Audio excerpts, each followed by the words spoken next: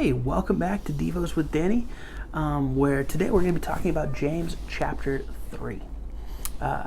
And as we take a look at chapter 3, we're going to see how James is talking about how to control our speech and our tongue, and how we can speak in a way that honors God and that points to Jesus and to the love that Jesus has for us. So let's jump right in. I'm going to read the part of the Bible that we're going to be studying today, and then we're going to just dive right in and talk about it a little bit. Here we go. Not many should become teachers, my brothers, knowing that we will receive a stricter judgment, for we all stumble in many ways. Anyone does not stumble in what he says is a mature man who is able to control his whole body. Now when we put bits into the mouths of horses to make them obey us, we also guide the whole animal. And consider ships, though very large, and driven by fierce winds, they are guided by a very small rudder wherever the will of the pilot directs. So too, though the tongue is a small part of the body, it boasts great things. Consider how large a forest small fire ignites. And the tongue is a fire. The tongue is a world of unrighteousness. It is placed among the parts of our bodies. It pollutes the whole body, sets the course of life on fire, and is set on fire by hell. Every sea creature, reptile, bird, or animal is tamed and has been tamed by man, but no man can tame the tongue. It is a restless evil, full of deadly poison. We praise our Lord and Father with it, and we curse men who are made in God's likeness with it. Praising and cursing come out of the same mouth. My brothers, these things should not be this way. Does a spring of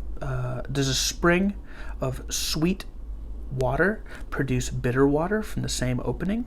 Can a fig tree produce olives, my brothers, or a grapevine produce figs? Neither can saltwater spring yield fresh water.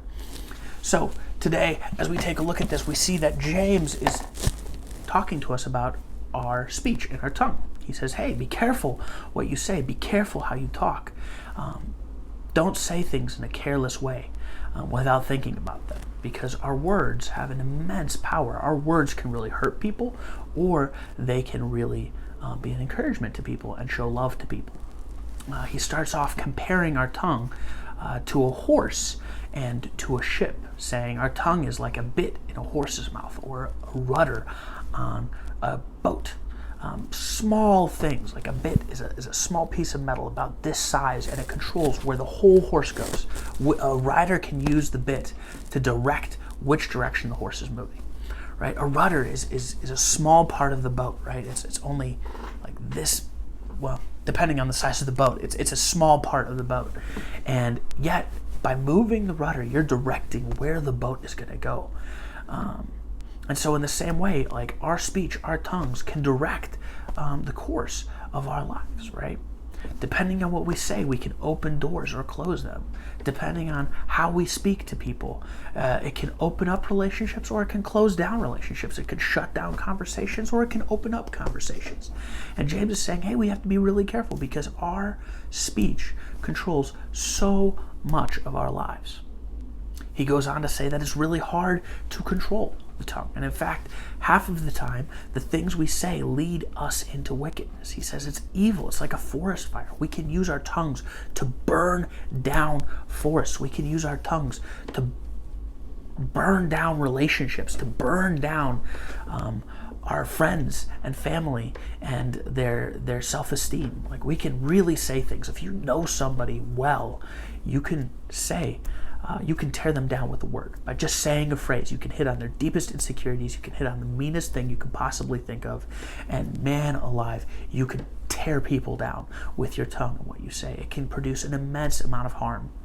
And James is saying, hey, you got to watch out. You got to have self-control over your tongue. You got to have self-control over what you say, because you could use your words to really hurt people. Then finally, he says, look, as you take a look at your tongue, as you try to control your speech, realize that our speech can be used to both glorify God and tear down the people around us, right? It can be used to glorify God, and it can be used to insult and gossip about and tear down other people who are made in the image of God. And what James is saying is, he's saying, look, that's not right. That's not good, right? A freshwater spring produces fresh water. It doesn't produce salt water.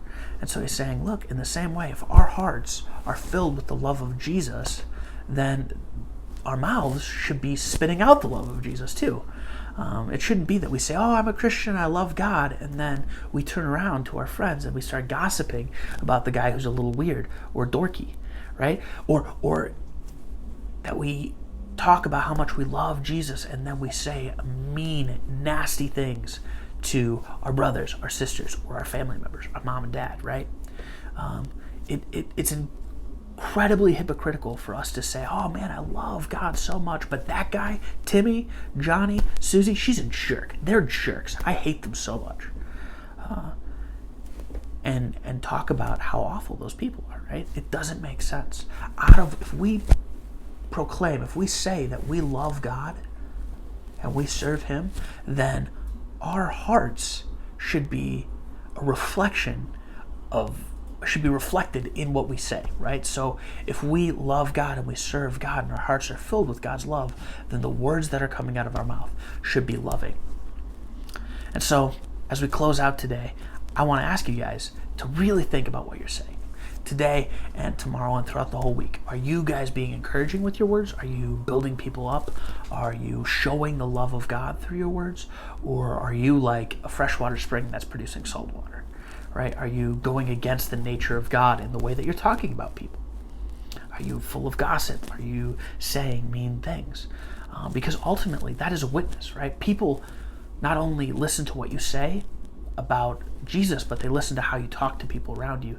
And if you say, hey, I love Jesus, but you're talking to the people around you in mean ways, then that really goes against your witness to Christ.